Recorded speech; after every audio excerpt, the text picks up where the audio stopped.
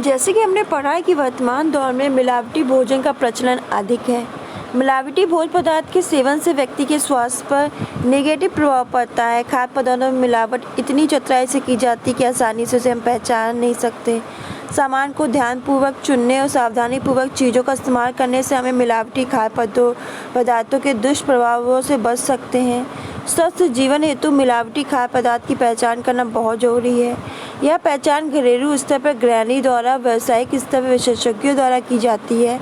मिलावट का परीक्षण मुख्यतः दो विधि द्वारा किया जाता है, एक रासायनिक और दूसरा भौतिक परीक्षण। देखिए, रासायनिक परीक्षण इस विधि के अंतर्गत विभिन्न प्रकार के रसायन के उपयोग के माध्यम से मिलावट की पहचान की जाती है। जैसे खाद्य पदार्थों में स्टार्च की पहचान हेतु आयोडीन का उपयोग करते हैं। अरहर की दाल में रंग और खेसारी दाल की मिलावट हेतु हाइड्रोक्लोरिक अम्ल का प्रयोग करते हैं। भौतिक परीक्षण इस विधि के अंतर्गत निम्न विधि द्वारा मिलावट की पहचान की जाती है। स्वाद व सुगंध द्वारा मिलावटी पदार्थ के स्वाद और सुगंध के माध्यम से उसमें मिलावट की पहचान की जाती है।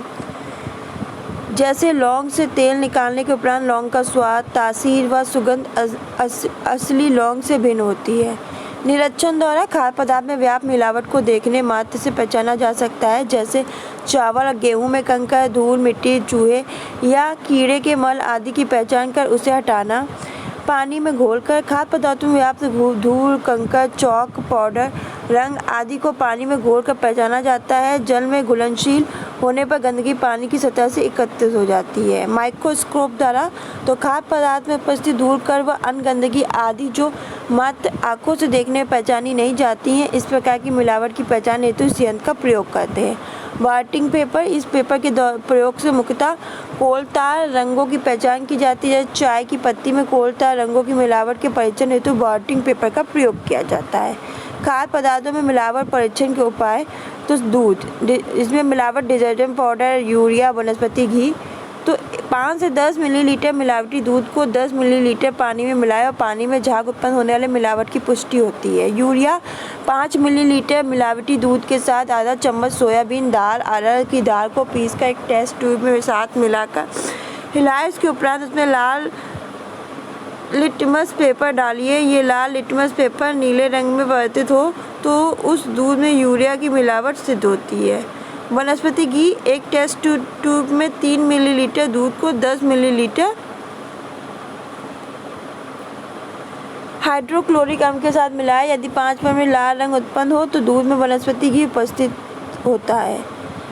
घी मिलावटी दूध को हेक्टोमीटर यंत्र में जांच हेतु डालें। यदि उसका माप यंत्र के माप का 1.026 से कम हो तो मिलावट सिद्ध है। दूध को स्टील के बर्तन के कोने में गिराने पर यदि वह आसानी से बह जाए तो मिलावट की पुष्टि होती है। बिना मिलावट दूध बर्तन पर आसानी से नहीं बहता और बहते समय दाग छोड़ता है। स्टार्च दूध में एक चुटकी आयोडीन मिलाने पर यदि आयोडीन भूरे रंग से परिवर्तित होकर लाल रंग का हो जाता है तो दूध में स्टार्च की पुष्टि है। फ्लोरीफोरमिलिन तो दूध को लंबे समय तक संग्रहित करने हेतु इस पदार्थ की मिलावट की जाती है। एक टेस्ट ट्यूब में 10 मिलीलीटर दूध लें और 5 मिलीलीटर सल्फ्यूरिक अम्ल को टेस्ट ट्यूब के कोने के से डालें।